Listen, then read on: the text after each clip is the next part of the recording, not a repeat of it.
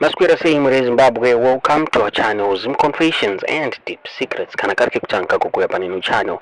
Please don't forget to subscribe. Kana chingwa garoka subscribe, but don't forget to comment and share this video. Nasi muri Zimbabwe toingira nyaya buditswa nebato rabuditswa Nema workers bato re MDC iro raikutailidwa na Douglas Mwonzora vabuda vachitora vachiti they want to take over the headquarters ye MDC inova iyo Harvest House. Vachitaura vachiti vane 8 months vasati vabhadharwa mari dzavo.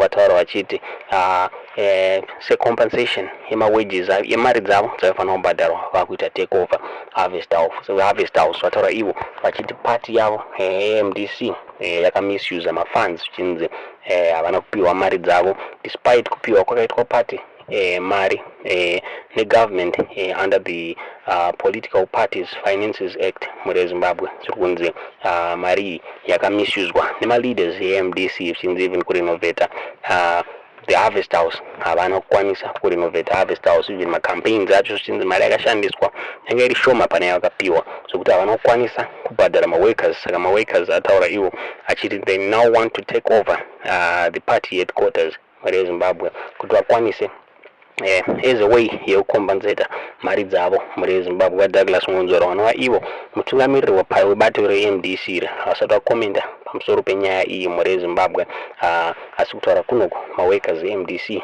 ari kucomplain achiti ane 8 months asina kupiwa mari dzavo, so they now want to take the party headquarters nema assets aripo muri Zimbabwe. Mene munoona sei nyaya iyi, tudzidza muri kufunga pamusoro penyaya iyi mu comment section.